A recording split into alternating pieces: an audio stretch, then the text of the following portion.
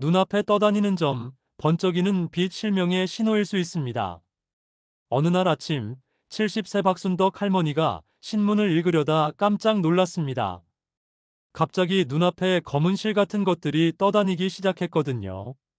처음엔 눈을 비비면 없어질 줄 알았는데 오히려 더 많아졌습니다.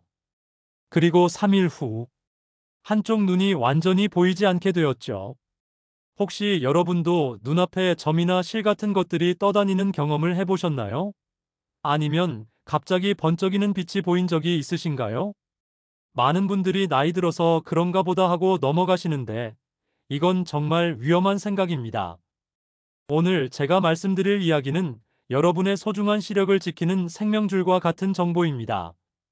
자, 그럼 지금부터 눈앞에 나타나는 작은 신호들이 어떻게 실명으로 이어질 수 있는지, 그리고 어떻게 하면 이를 막을 수 있는지 함께 알아보겠습니다. 일부 비문증과 광시증이란 먼저 68세 김철수 할아버지의 이야기부터 들어보겠습니다. 김할아버지는 평소 정정하신 분이었어요. 매일 아침 6시에 일어나서 동네 한 바퀴 산책하고 신문도 꼼꼼히 읽으시는 분이었죠. 그런데 어느 날 하늘을 바라보다가 이상한 걸 발견했어요. 어, 이게 뭐지? 마치 투명한 실오라기가 눈앞에서 둥둥 떠다니는 것 같았습니다. 김할아버지는 처음엔 먼지인 줄 알고 손으로 쫓으려고 했어요. 하지만 아무리 손을 휘둘러도 그 실오라기는 사라지지 않더라고요.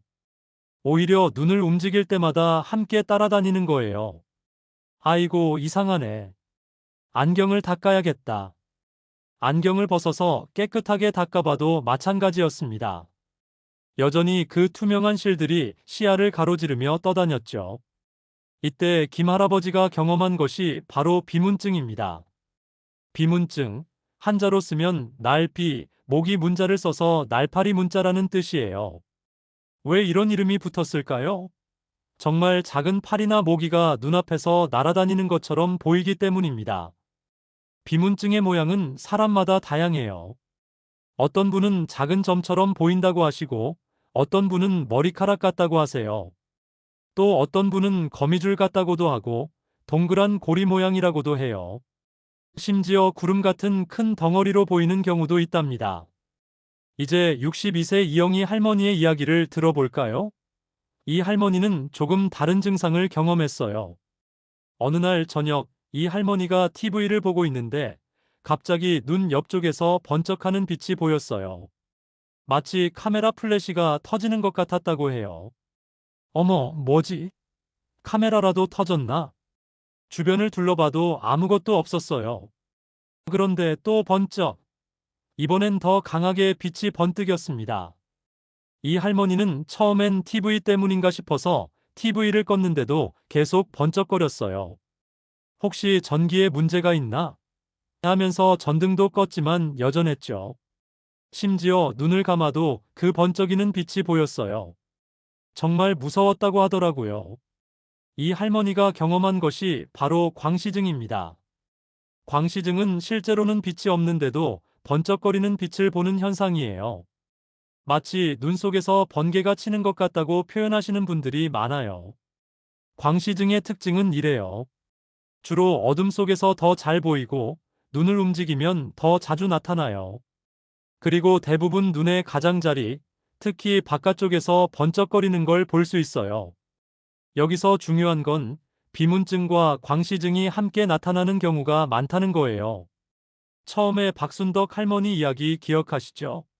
할머니도 처음엔 검은 실들이 보이다가 나중에 번쩍이는 빛도 함께 보기 시작했어요. 처음엔 그냥 나이 들어서 그런가 보다 했는데 점점 심해지니까 정말 무서웠어요. 특히 밤에 불을 끄고 누워있을 때 눈 옆에서 계속 번쩍거리니까 잠도 못 자겠더라고요. 박 할머니의 이 말씀이 정말 인상적이었어요. 많은 분들이 이런 증상을 경험하면서도 별일 아니겠지 하고 넘어가시는데 실제로는 밤잠을 설칠 정도로 괴로운 증상인 거죠. 그런데 여기서 여러분이 꼭 알아두셔야 할 중요한 사실이 하나 있어요. 비문증과 광시증이 항상 위험한 건 아니라는 거예요. 실제로 50세 이상 성인의 절반 이상이 경험하는 매우 흔한 증상이거든요. 하지만 문제는 언제 위험하고 언제 괜찮은지를 구분하는 거예요.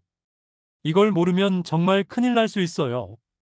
왜냐하면 때로는 이런 증상들이 망막박리 같은 심각한 질환의 전조 증상일 수 있거든요. 75세 최노인 할아버지의 경우를 보세요. 할아버지는 처음에 작은 점 몇 개가 보이기 시작했어요.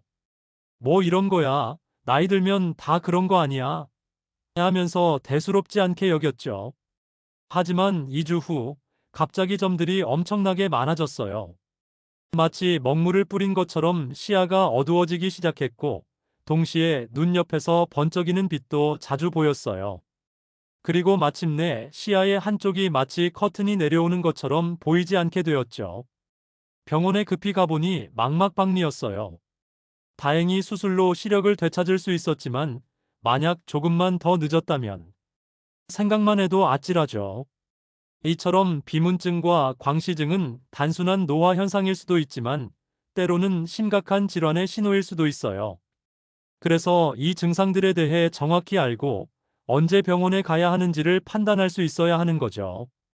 이부 왜 이런 증상이 생기는가? 우리 눈의 구조를 한번 생각해 보세요. 눈은 정말 정교한 카메라와 같아요. 그 중에서도 오늘 우리가 중점적으로 살펴볼 부분은 유리체라는 곳이에요.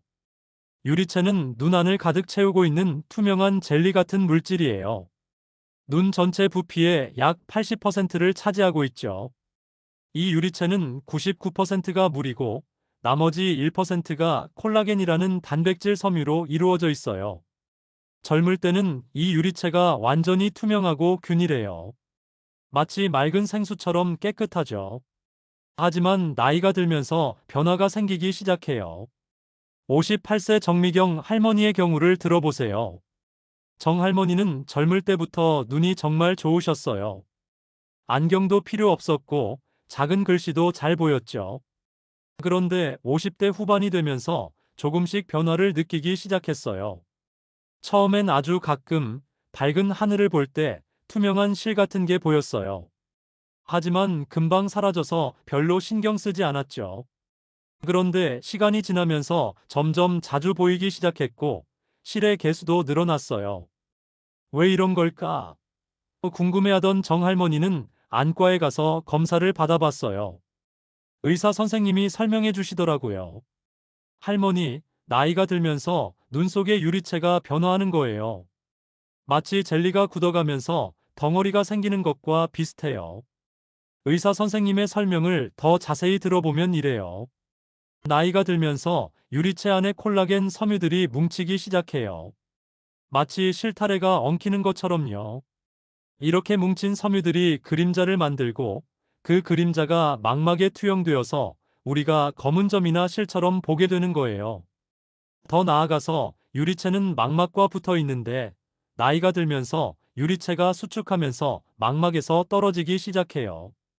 이걸 후유리체 박리라고 부르죠. 65세 한복남 할아버지의 경우가 바로 이런 케이스였어요.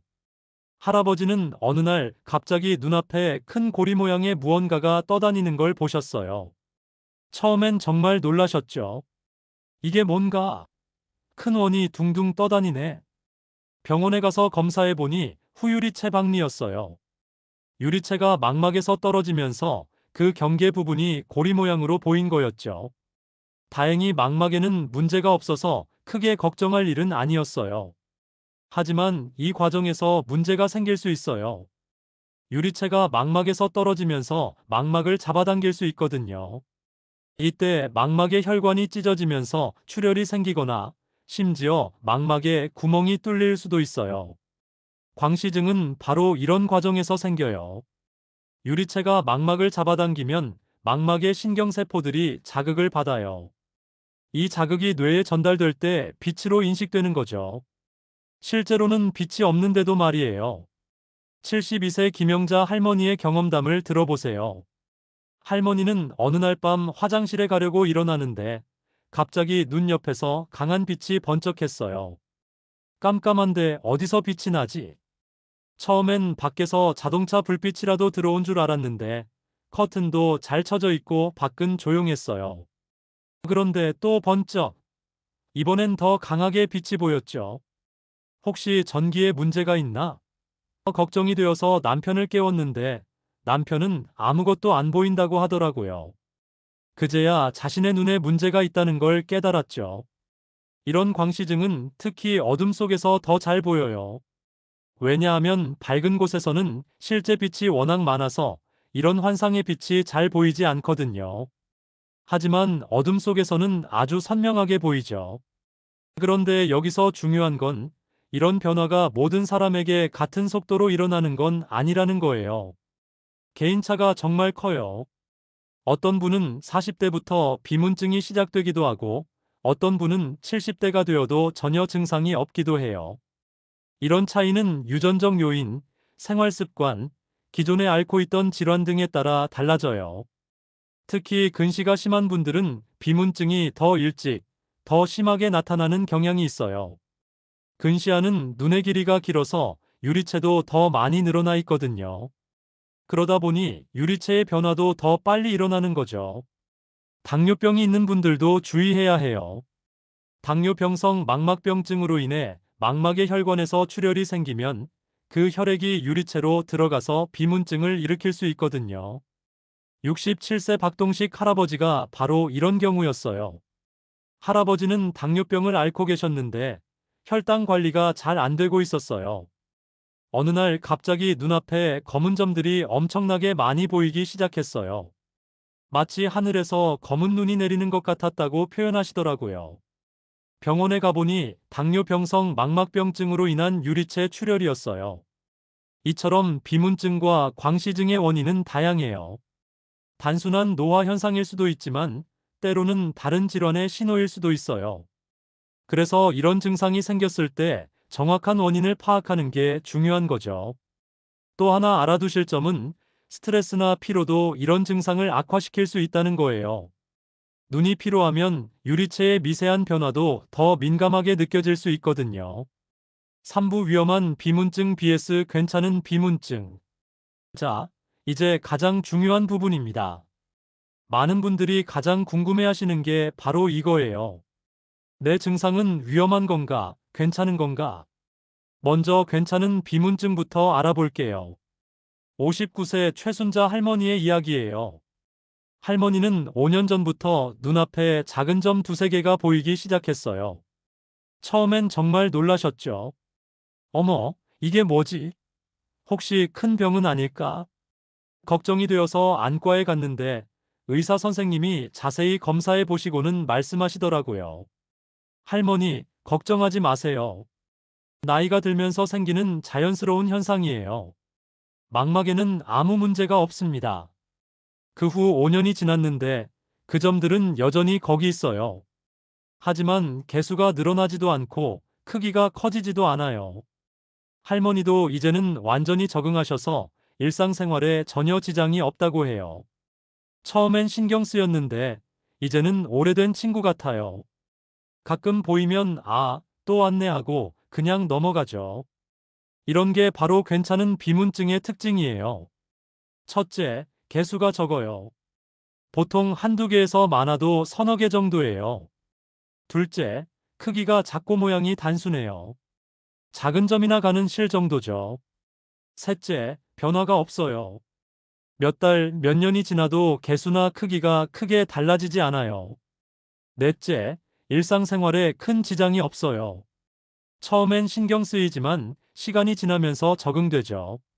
다섯째, 다른 증상이 동반되지 않아요. 광시증이나 시약, 결손 같은 다른 증상이 없어요. 반면에 위험한 비문증은 어떨까요? 71세 이만복 할아버지의 경험을 들어보세요. 할아버지는 어느 날 아침 일어나 보니 갑자기 눈앞에 검은 점들이 무수히 많이 보였어요. 전날까지만 해도 아무렇지 않았는데 말이에요.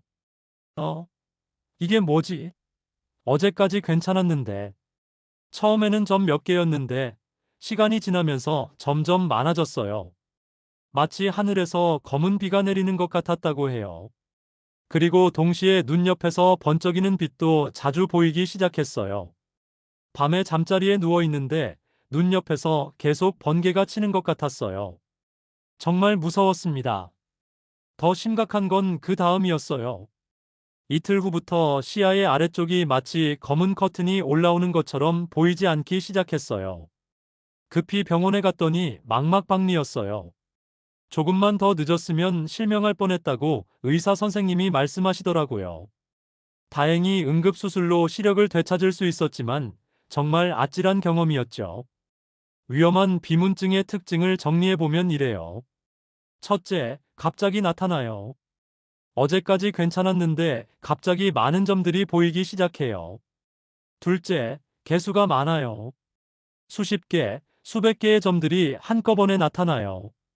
셋째, 크기가 크거나 모양이 복잡해요. 큰 덩어리나 복잡한 형태로 보여요. 넷째, 빠르게 변화해요. 시간이 지나면서 개수나 크기가 급격히 변해요. 다섯째, 다른 증상이 동반돼요. 광시증이나 시야, 결손이 함께 나타나요. 여섯째, 일상생활에 큰 지장을 줘요. 글을 읽거나 TV를 보는데 방해가 될 정도예요. 특히 주의해야 할 것은 비가 내리는 듯한 비문증이에요. 68세 김말순 할머니의 경우를 보세요. 할머니는 어느 날 오후 갑자기 눈앞에 수많은 검은 점들이 보이기 시작했어요. 마치 먹물을 뿌린 것 같았다고 표현하시더라고요. 처음엔 좀 쉬면 괜찮아지겠지 생각했는데 오히려 점점 심해졌어요. 그리고 그 다음 날 시야의 한쪽이 완전히 보이지 않게 되었죠. 병원에 가보니 망막에 혈관이 터지면서 대량 출혈이 일어난 상태였어요. 즉시 수술을 받아야 했죠. 이런 샤워처럼 내리는 비문증은 대부분 망막 출혈이나 염증의 신호예요. 절대 가볍게 여겨서는 안 돼요. 또 하나 위험한 신호는 커튼이 내려오는 시야 결손이에요. 74세 박철민 할아버지의 경우를 보세요. 할아버지는 처음에 작은 점 몇 개가 보이기 시작했어요. 나이 들어서 그런가 보다 하고 대수롭지 않게 여겼죠. 하지만 일주일 후 갑자기 시야의 위쪽이 마치 검은 커튼이 내려오는 것처럼 보이지 않기 시작했어요. 처음엔 구름이 지나가나 했는데 계속 그래서 이상했어요. 그리고 점점 커튼이 내려오는 범위가 넓어지더라고요. 이건 전형적인 망막박리의 증상이었어요. 망막이 떨어지면서 그 부분이 기능을 잃어버린 거죠. 망막박리는 정말 응급 상황이에요. 시간이 지날수록 박리되는 범위가 넓어지고 한번 죽은 망막 조직은 되살릴 수 없거든요. 그럼 광시증은 어떨까요? 광시증도 위험한 것과 괜찮은 것을 구분할 수 있어요. 괜찮은 광시증은 이런 특징이 있어요. 가끔씩만 나타나고 눈을 움직일 때만 보이며 몇 초 만에 사라져요. 그리고 다른 증상이 동반되지 않아요. 61세 윤영희 할머니의 경우가 그래요. 할머니는 가끔 어둠 속에서 눈을 움직일 때 약한 빛이 번쩍하는 걸 보세요. 하지만 금방 사라지고 다른 증상은 전혀 없어요. 가끔 보이긴 하는데 별로 신경 안 써요. 몇 초면 없어지거든요. 반면 위험한 광시증은 계속 지속되고 강도가 세며 다른 증상과 함께 나타나요. 69세 서광수 할아버지의 경우를 보세요. 할아버지는 어느 날부터 눈 옆에서 강한 빛이 계속 번쩍거리기 시작했어요. 하루 종일 몇 분마다 한 번씩 번쩍거렸고 밤에도 계속되어서 잠을 잘 수가 없었어요. 정말 미치겠더라고요. 계속 번개가 치는 것 같아서 잠도 못 자고 집중도 안 되고. 그리고 3일 후 갑자기 눈앞에 수많은 검은 점들이 나타났어요. 병원에 가보니 망막에 찢어진 부분이 있었고 그 때문에 계속 광시증이 나타난 거였어요. 이처럼 지속적이고 강한 광시증은 망막의 문제를 나타내는 중요한 신호예요. 특히 비문증과 함께 나타나면 더욱 주의해야 해요. 사부 어떤 증상일 때 반드시 병원에 가야 하나요? 자, 그럼 구체적으로 어떤 상황에서 즉시 병원에 가야 하는지 알아보겠습니다. 이 부분은 정말 중요해요. 늦으면 돌이킬 수 없는 결과를 초래할 수 있거든요. 첫 번째, 갑작스러운 비문증의 증가입니다. 73세 조순이 할머니의 이야기예요. 할머니는 평소에 작은 점 한두 개 정도는 보이셨어요. 몇 년 동안 변화가 없어서 별로 신경 쓰지 않고 지내셨죠. 그런데 어느 날 오후 갑자기 눈앞에 수십 개의 검은 점들이 나타났어요. 마치 하늘에서 검은 눈이 내리는 것 같았다고 해요. 평소에 점 한두 개는 있었는데 갑자기 이렇게 많이 생기니까 정말 놀랐어요. 뭔가 큰일이 났구나 싶었죠. 할머니는 즉시 응급실로 갔어요. 검사 결과 망막의 혈관에서 출혈이 일어난 상태였고 즉시 치료를 받을 수 있었어요. 의사 선생님이 말씀하시더라고요. 하루만 늦었어도 훨씬 심각해질 뻔했습니다. 잘 오셨어요. 이처럼 평소보다 갑자기 비문증이 많이 늘어났다면, 그것도 하루 이틀 사이에 급격히 늘어났다면 즉시 병원에 가셔야 해요. 두 번째, 광시증이 지속되는 경우입니다. 66세 김대철 할아버지의 경우를 보세요. 할아버지는 어느 날 저녁 TV를 보다가 갑자기 눈 옆에서 번쩍하는 빛을 보셨어요. 처음엔 눈이 피로해서 그런가 생각했는데 그 후로 계속 번쩍거렸어요. 하루, 이틀, 사흘, 일주일이 지나도 계속되더라고요.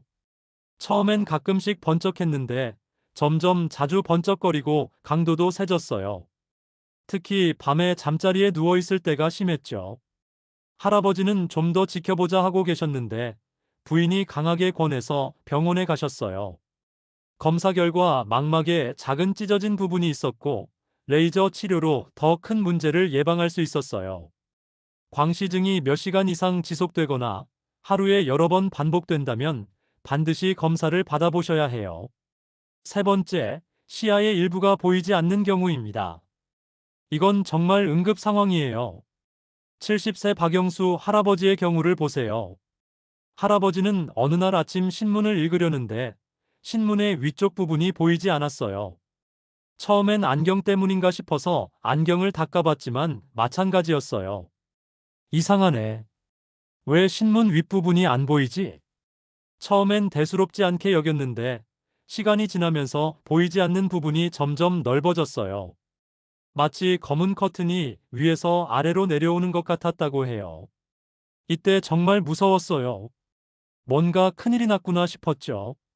할아버지는 즉시 응급실로 갔고 망막박리 진단을 받았어요. 응급수술을 통해 시력을 되찾을 수 있었지만 조금만 늦었다면 영구적인 시력 손실을 입을 뻔했어요. 시야 결손은 절대 기다려서는 안 되는 응급 상황이에요. 커튼이나 그림자가 시야를 가리는 느낌이 든다면 즉시 병원에 가셔야 해요. 네 번째, 비문증과 광시증이 함께 나타나는 경우입니다. 특히 이 두 증상이 동시에 새롭게 나타났다면 매우 주의해야 해요. 67세 이순자 할머니의 경우를 보세요. 어느 날 오후 할머니는 갑자기 눈앞에 검은 점들이 보이기 시작했어요. 동시에 눈 옆에서 번쩍이는 빛도 보였고요. 점들도 보이고 번쩍거리기도 하고 뭔가 이상했어요. 할머니는 하루 이틀 지켜보자 생각했는데 딸이 인터넷으로 찾아보더니 즉시 병원에 가자고 하더라고요. 검사 결과 후유리 체박리가 진행되면서 망막을 잡아당기고 있는 상태였어요. 다행히 망막의 구멍은 뚫리지 않았지만 계속 진행되면 망막박리로 이어질 수 있는 상황이었어요. 의사 선생님이 잘 왔다고 하시더라고요. 조금 더 진행되면 큰일 날 뻔했다고. 비문증과 광시증이 함께 나타나는 건 대부분 망막 주변에 문제가 생겼다는 신호예요. 반드시 검사를 받아보셔야 해요. 다섯 번째, 외상 후에 나타나는 증상입니다. 눈을 다친 후에 비문증이나 광시증이 나타났다면 즉시 병원에 가야 해요. 64세 최동식 할아버지의 경우를 보세요. 할아버지는 농사일을 하다가 나뭇가지에 눈을 찔렸어요. 그때는 별로 아프지도 않고 별일 없는 것 같았는데 이틀 후 갑자기 눈앞에 검은 점들이 보이기 시작했어요. 처음엔 찔렸을 때 별로 아프지도 않았고 빨갛게 된 것도 하루 만에 나았는데 나중에 점들이 보이니까 이상했어요. 병원에 가보니 눈 속에 작은 출혈이 있었어요. 외상으로 인해 눈 속 혈관이 손상된 거였죠. 다행히 큰 문제는 없었지만 계속 지켜봐야 하는 상황이었어요. 외상 후의 증상은 언제든 악화될 수 있으니까 즉시 검사를 받아보셔야 해요. 여섯 번째, 당뇨병이나 고혈압이 있는 분들의 새로운 증상입니다. 당뇨병이나 고혈압이 있는 분들은 망막 혈관에 문제가 생기기 쉬워요. 71세 정광열 할아버지의 경우를 보세요. 할아버지는 당뇨병을 15년째 앓고 계셨어요. 혈당 관리는 그런대로 하고 계셨는데 어느 날 갑자기 눈앞에 붉은 점들이 보이기 시작했어요. 검은 점은 많이 봤는데 빨간 점은 처음이었어요. 뭔가 이상했죠. 병원에 가보니 당뇨병성 망막병증으로 인한 출혈이었어요. 혈당이 잘 조절되지 않으면서 망막의 혈관이 약해져서 터진 거였죠. 의사 선생님이 그러시더라고요. 당뇨병 있는 분은 이런 증상이 생기면 바로 와야 한다고. 당뇨병이나 고혈압이 있는 분들은 특히 더 주의하셔야 해요. 작은 증상이라도 큰 문제로 이어질 수 있거든요. 마지막으로 나이와 상관없이 갑작스럽고 심한 증상이 나타났다면 즉시 병원에 가셔야 해요. 나이가 젊으니까 괜찮겠지라는 생각은 금물이에요.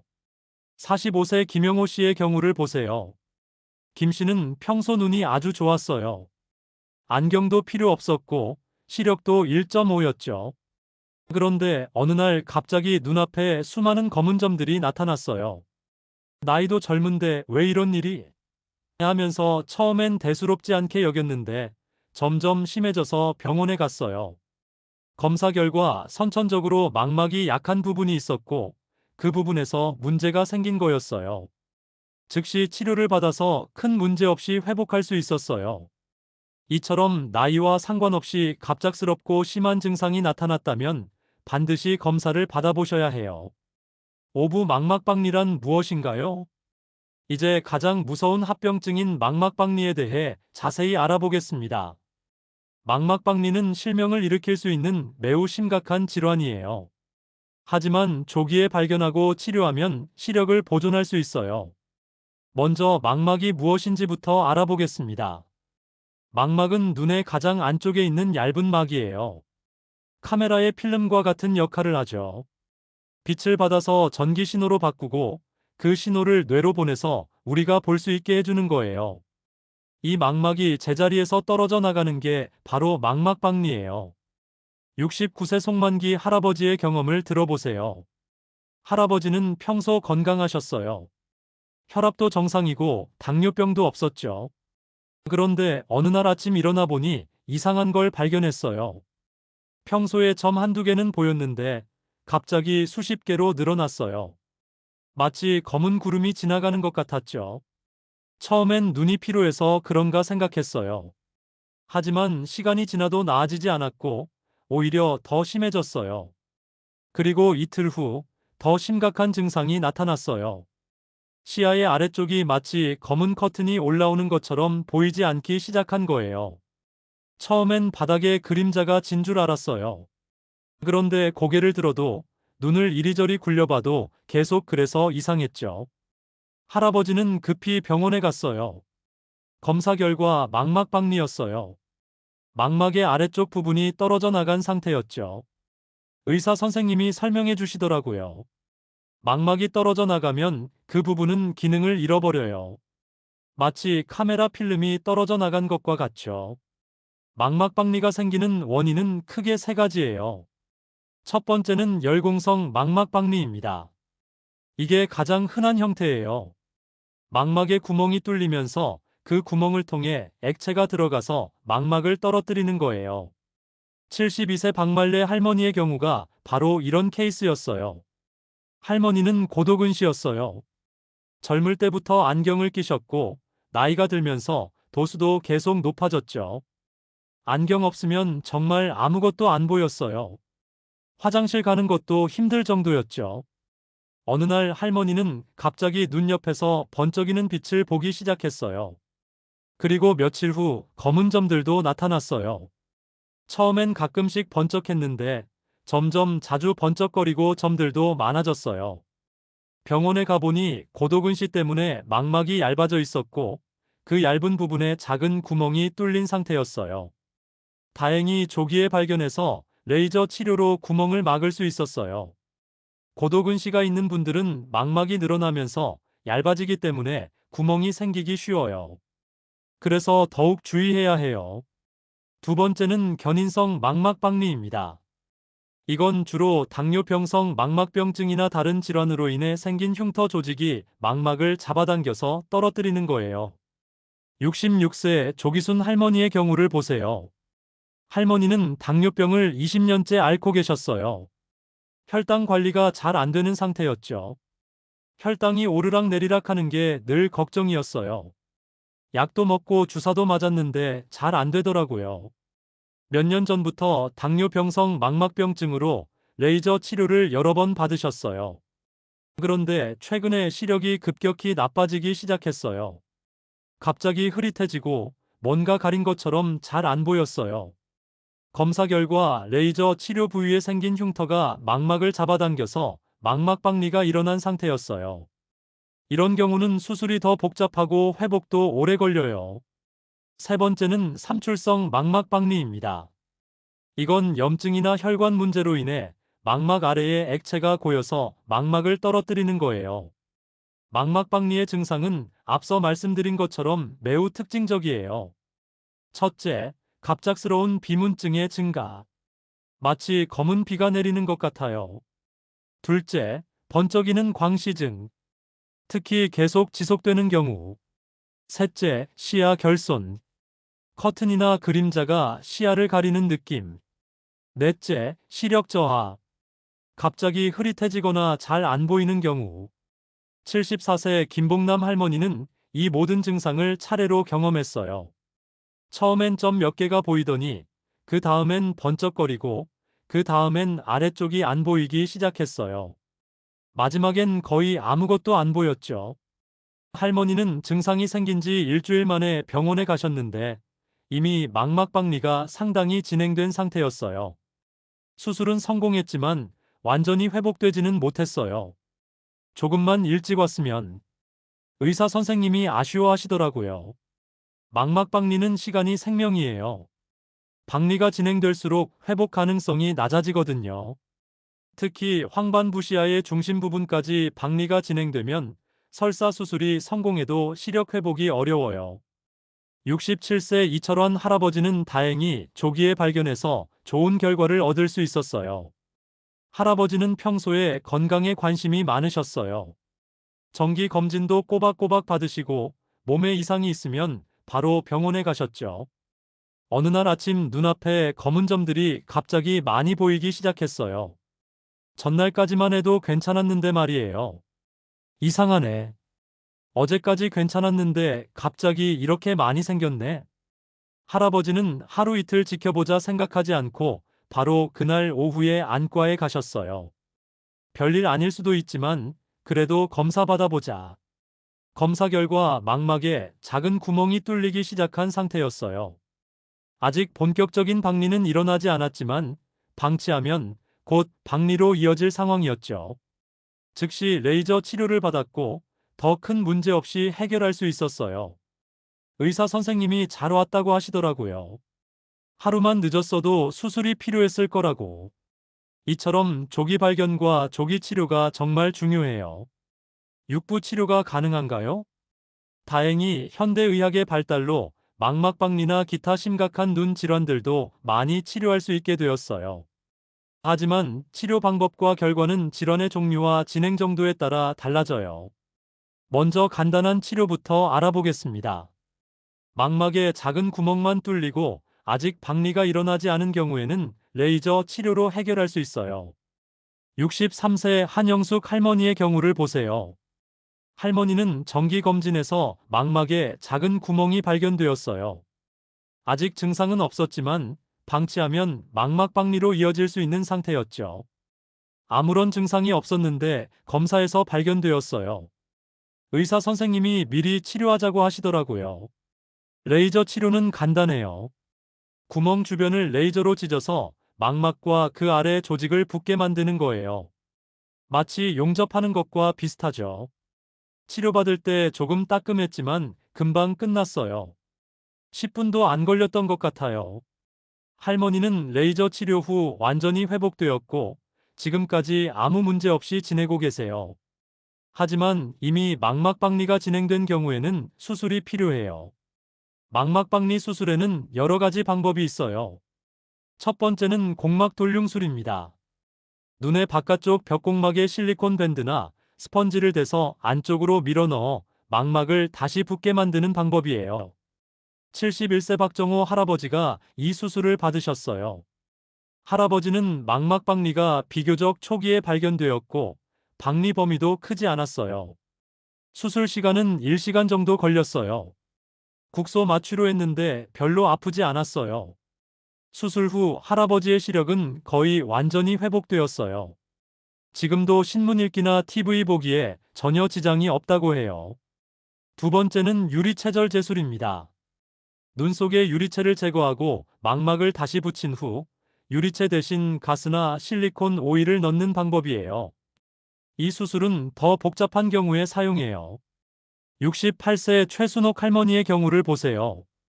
할머니는 당뇨병성 망막병증으로 인한 견인성 망막박리였어요. 흉터 조직이 망막을 잡아당기고 있어서 단순한 방법으로는 치료가 어려웠죠. 수술 시간이 3시간 정도 걸렸어요. 전신 마취로 했고요. 수술은 성공적이었지만 회복에는 시간이 걸렸어요. 수술 후 한 달 동안은 엎드린 자세를 유지해야 했고 완전히 회복되는 데는 6개월이 걸렸어요. 처음엔 정말 힘들었어요. 하루 종일 엎드려 있어야 하고. 하지만 지금은 많이 좋아졌어요. 세 번째는 기체 망막 고정술입니다. 망막의 구멍을 통해 특수한 가스를 주입해서 망막을 눌러붙게 만드는 방법이에요. 이 방법은 비교적 간단하지만 수술 후 자세 유지가 매우 중요해요. 64세 김철민 할아버지의 경우를 보세요. 할아버지는 망막의 위쪽에 작은 구멍이 생겨서 이 치료를 받으셨어요. 주사로 가스를 넣는 거라 수술 시간은 짧았어요. 30분 정도. 하지만 수술 후가 더 중요했어요. 가스가 망막의 구멍을 막을 수 있도록 일주일 동안 고개를 숙인 자세를 유지해야 했거든요. 정말 힘들었어요. 밥 먹을 때도 잠잘 때도 고개를 숙이고 있어야 해서. 하지만 할아버지는 의사의 지시를 잘 따르셨고 결과적으로 완전히 회복되었어요. 이처럼 망막박리 치료는 가능하지만 치료 결과는 여러 요인에 따라 달라져요.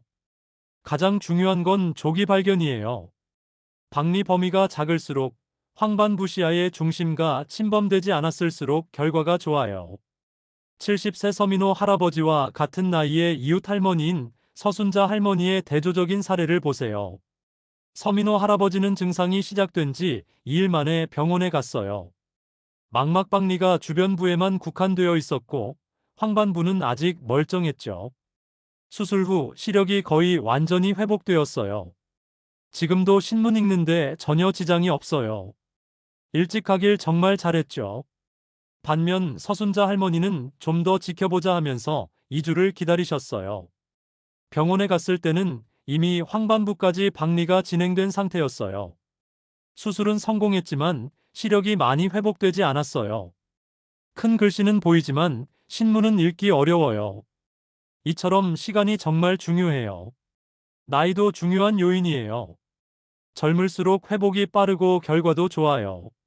하지만 고령이어도 포기할 필요는 없어요. 78세 최노인 할아버지의 경우를 보세요. 할아버지는 망막박리 수술을 받으실 때 이미 78세였어요. 주변에서는 나이가 많아서 수술이 힘들 것이라고 걱정했죠. 하지만 할아버지는 수술을 결심하셨어요. 늦었지만 그래도 해보자. 안 하면 아무것도 안 보이는데 해서 조금이라도 나아지면 다행이지. 수술 결과는 예상보다 좋았어요. 완전히 회복되지는 못했지만 일상생활에는 큰 지장이 없을 정도로 회복되었어요. TV도 볼 수 있고 큰 글씨는 읽을 수 있어요. 수술 받길 잘했어요. 기존에 다른 눈 질환이 있는지도 중요해요. 백내장, 녹내장, 당뇨병성 망막병증 등이 있으면 치료가 복잡해지고 결과도 달라질 수 있어요. 65세 김순희 할머니는 망막박리와 함께 심한 백내장도 있었어요. 두 가지를 동시에 수술해야 했죠. 한 번에 두 가지 수술을 받으니까 시간도 오래 걸리고 회복도 더뎠어요. 하지만 결과는 좋았어요. 할머니는 망막박리도 치료되고 백내장도 제거되어서 오히려 수술 전보다 시력이 좋아졌어요. 이제 안경 없이도 웬만한 건 다 보여요. 정말 신기해요. 그럼 단순한 비문증은 치료할 수 없을까요? 대부분의 비문증은 치료가 필요하지 않아요. 시간이 지나면서 적응되거든요.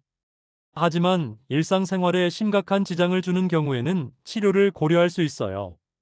첫 번째 방법은 유리체절 제술입니다. 비문증을 일으키는 유리체의 혼탁 부분을 제거하는 거예요. 62세 박영희 할머니의 경우를 보세요. 할머니는 몇 년 전부터 심한 비문증에 시달리셨어요. 눈앞에 큰 덩어리들이 계속 떠다녀서 책을 읽거나 TV를 보는 게 힘들었어요. 정말 스트레스였어요. 뭘 봐도 방해가 되고 우울해질 정도였죠. 여러 병원에서 상담받아 봤는데 대부분 적응하세요라고 하더라고요. 하지만 한 병원에서 수술을 권했어요. 위험성도 있지만 할머니 경우는 워낙 심해서 수술을 고려해 볼 만하다고 하더라고요. 할머니는 수술을 받기로 결심했어요. 유리체절 제술로 혼탁한 부분을 제거했죠. 수술 후 정말 깨끗해졌어요. 몇 년 만에 제대로 된 시야를 되찾은 기분이었어요. 하지만 이런 수술은 위험성도 있어요. 감염, 백내장, 망막박리 등의 합병증이 생길 수 있거든요. 그래서 정말 심한 경우에만 고려해요. 두 번째 방법은 레이저 치료입니다. 큰 비문을 레이저로 잘게 부수는 방법이에요. 이 치료는 비교적 최근에 도입된 방법이에요. 59세 이명자 할머니가 이 치료를 받으셨어요.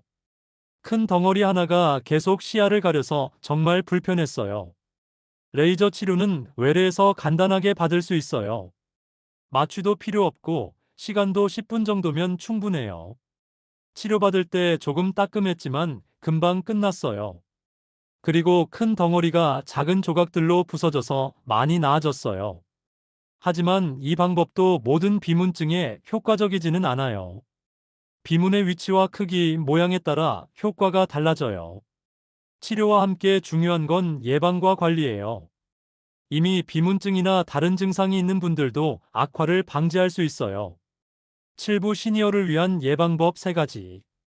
이제 가장 실용적인 부분인 예방법에 대해 말씀드리겠습니다.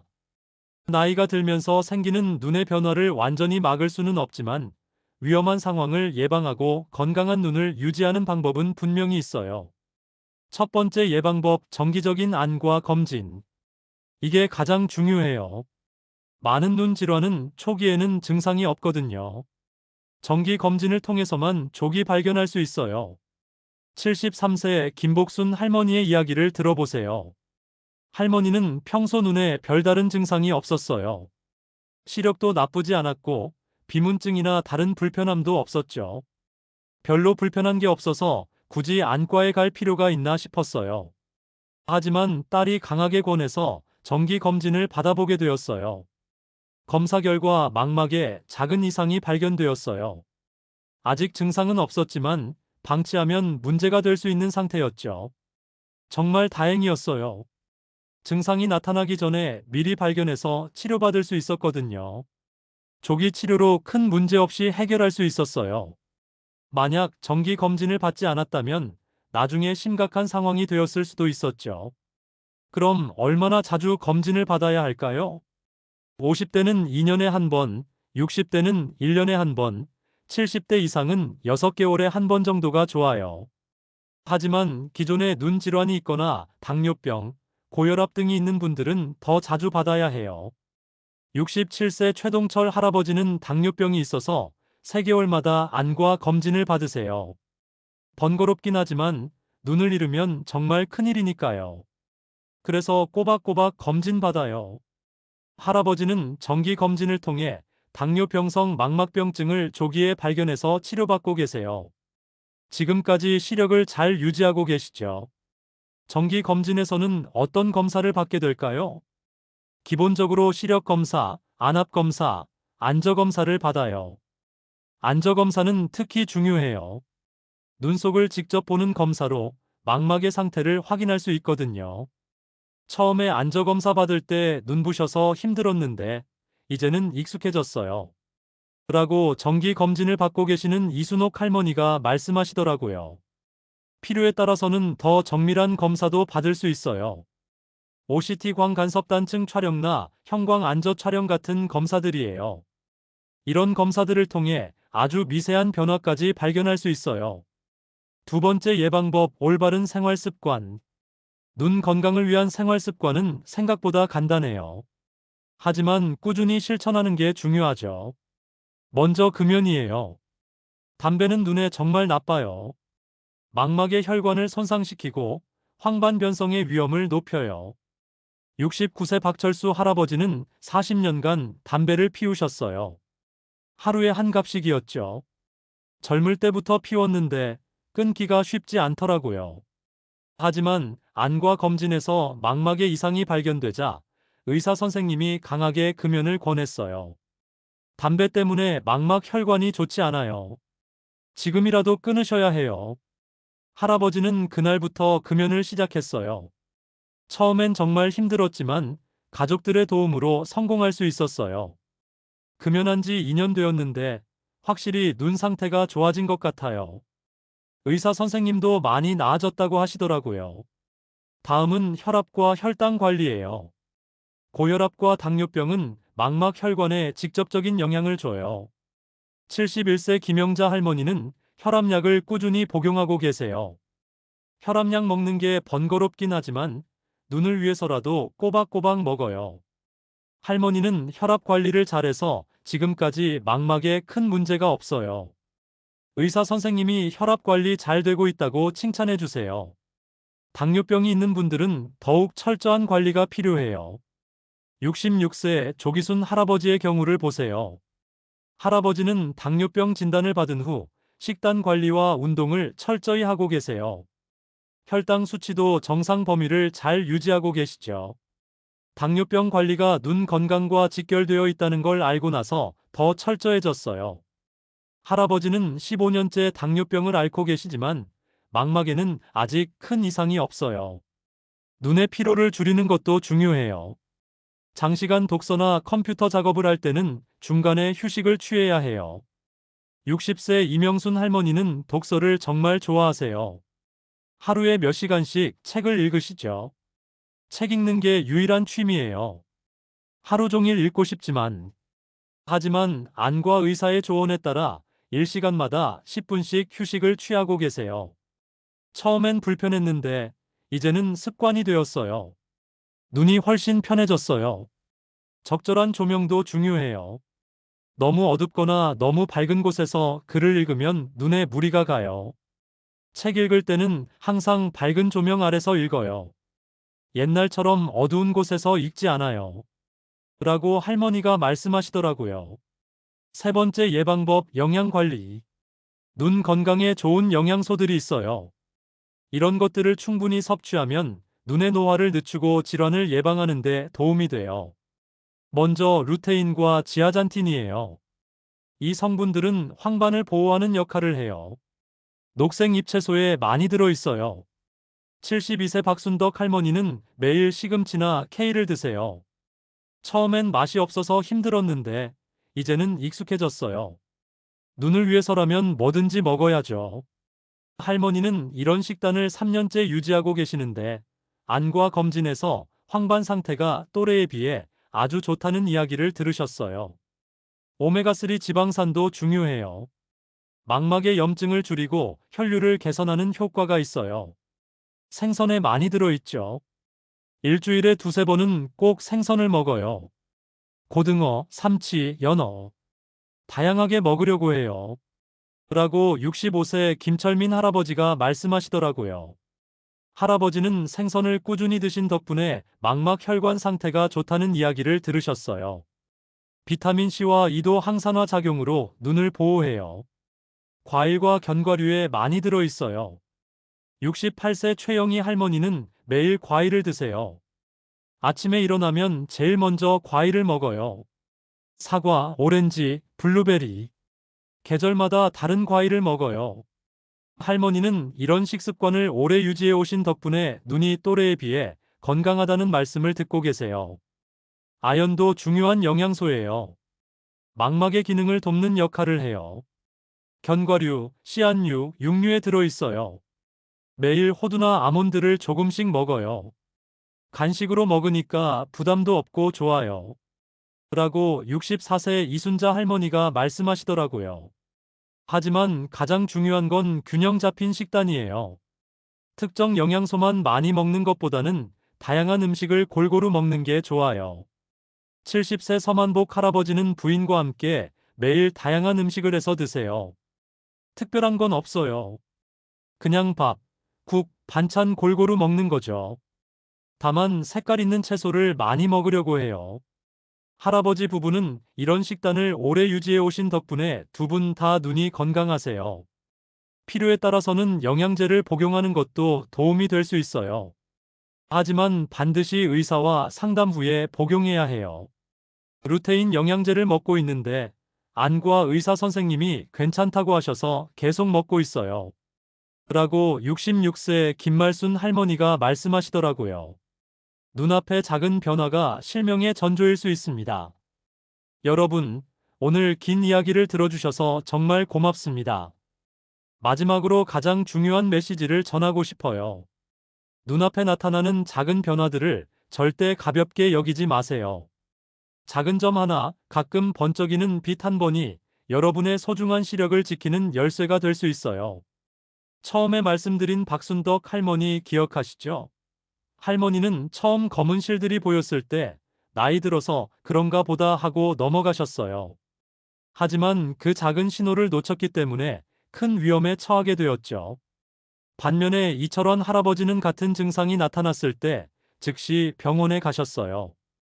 그 덕분에 조기에 치료받아서 시력을 완전히 보존할 수 있었고요. 이 두 분의 차이는 단순히 운이 아니에요.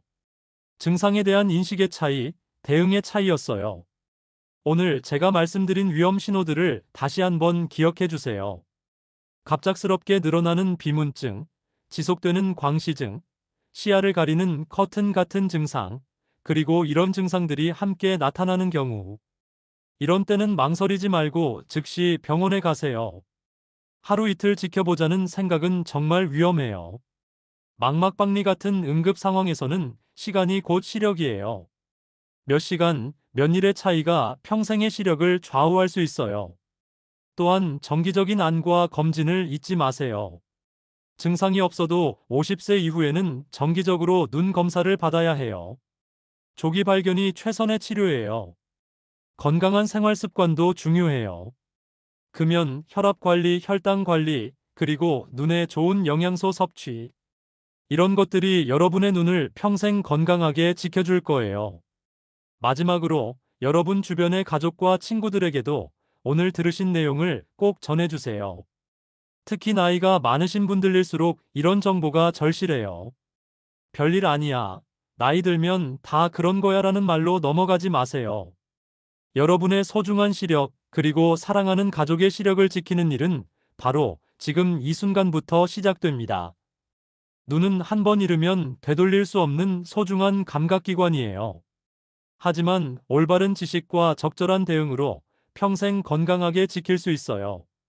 오늘부터 여러분도 눈 건강의 파수꾼이 되어주세요. 작은 변화도 놓치지 않고 위험한 신호가 나타나면 즉시 행동하세요. 여러분의 밝고 건강한 눈으로 아름다운 세상을 계속 보실 수 있기를 진심으로 바라겠습니다. 오늘 영상 시청해주셔서 정말 고맙습니다. 건강하세요.